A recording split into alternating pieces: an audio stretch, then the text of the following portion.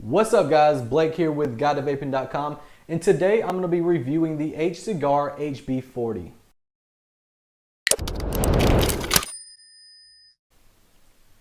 Now, the HB40 isn't your typical mod made by a China manufacturer. I mean, we know that HCigar is known for producing clones, but they've stepped in a different direction and started making their own branded devices. And with their HB40, they happen to do something that's a little bit different from the other manufacturers. And what did they do? They used a authentic evolved DNA40 chip. Now, I know you guys have seen the DNA40 chip inside many other devices. But what's different about this is that it doesn't cost 200 or 250 bucks just to get a consistent vape that the DNA40 offers. That being said, what makes this device so special is that you're getting that DNA40 chip inside a device for half the cost. Now, with this device, there's not really too much that I can boast about. And there's also not really too much that I can complain about either. And to be honest with you, the HB40 sits kind of in the middle for me. Just to give you guys a quick rundown, I'm going to tell you what I do like and I don't like about this device. First off, I don't like that when I first got this device from GearBest, it actually didn't work. Yeah, you heard that right. I'm not going to lie to you guys, when I first got this device, it didn't work. But I had my friend Skylar that you've seen in other videos come over and had him take a look at it. He opened the device up where he could see the chip, and he's seen that the ground screw wasn't tightened down all the way. He tightened that down, and ever since then it's been working fine. The next thing that I don't like is that the device is square. And I know this is only something for me personally, but even with, say, the Pioneer For You IPv3, I didn't really like the feel of the device because it had this square feel to it. Even though the edges were kind of like milled down a bit, it still had a square feel. Now, I know this DNA40 chip inside the HB40 is one of the oldest, probably the first DNA40 chip. So it has really small numbers, and that's something I really don't like. And that's about as far as it goes with my complaints. However, there are some things that I do like with the HB40. The first thing being that it has really clicky buttons. So these buttons right here are tactile buttons, and if you've ever used tactile buttons, you know that they're very clicky and they feel good and sound good. The next thing being, I like where they position the screen on this device. It's kind of down the side of it, but over to the left. I don't know, I just like where they put it. I also like where they position the buttons because as you can see right here how I hold my device, my thumb sits right there with it. Every device nowadays should have a spring-loaded center pin, and luckily the HB40 has that as well. But what really turns me on about the HB40 is this magnetic back door. So if there's one thing that I hate about a device is having to unscrew a battery compartment door or a lid or whatever there is. And not really to bring up the IPv3 again, but it's a good example. The IPv3 had two screws, one at the top and bottom, and that was a pain in the ass having to unscrew that every time. With the HB40, all you have to do is pop down that lid, pull out your battery, and you're good to go.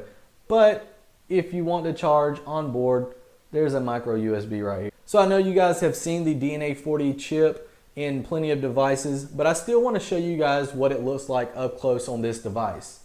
So let's dive down and look at the HB40.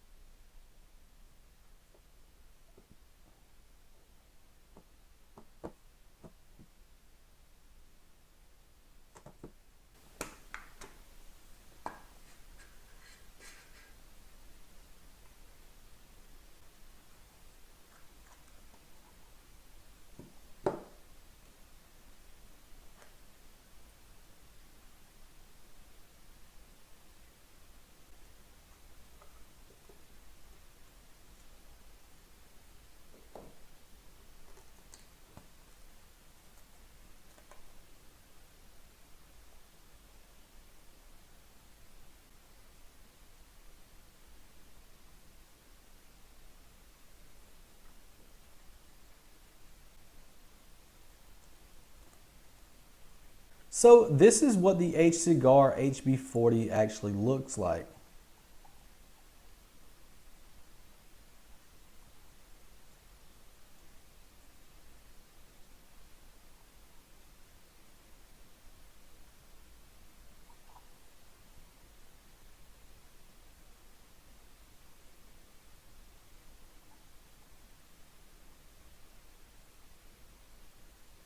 The HB40's battery door is magnetic. So when you want to insert a battery, just pull down the magnetic door like that and just slide it off. It'll show you which way to put the battery in. It says plus up here, minus at the bottom. So let's stick it in with our positive at the top. It pops in like that. Get your battery door and slide it back on. The device currently is in sleep mode, so once you click the fire button, it'll wake right up and say Evolve DNA 40. Being that it is an authentic DNA 40 chip, it will run from 1 watt and all the way up to 40 watts.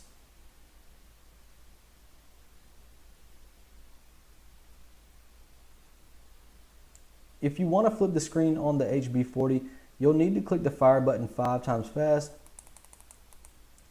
Now once you've done that, hit the fire button and the wattage up button, hold it down. You're currently in right mode. Now it's switched to left mode. To bring it back, do the same process.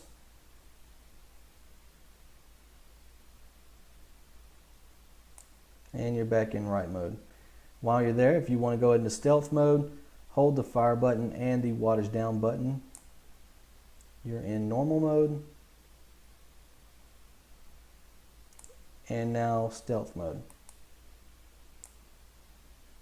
To bring it back, do the same process. Now, if you're looking to adjust the temperature or turn the temperature control off, you can click the fire button down 5 times fast.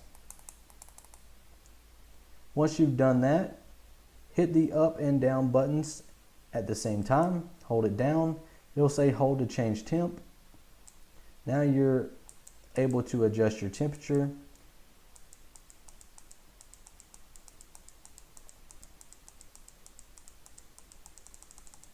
As you can see, 200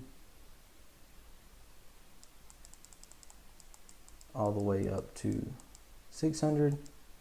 And then there's the off, and that will turn off the temperature control.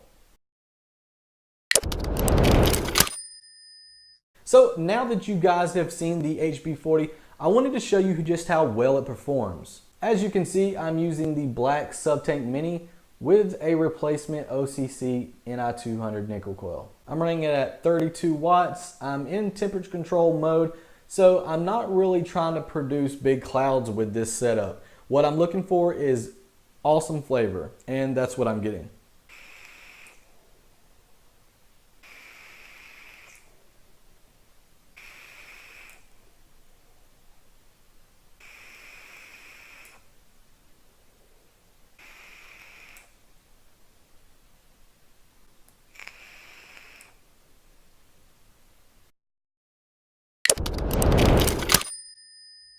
Alright guys, that's it for the HB40 review. If you like this device and want to pick it up for yourself, you can go to gearbest.com.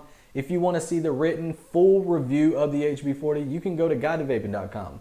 This is Blake, thanks for watching, and I'm out. Peace.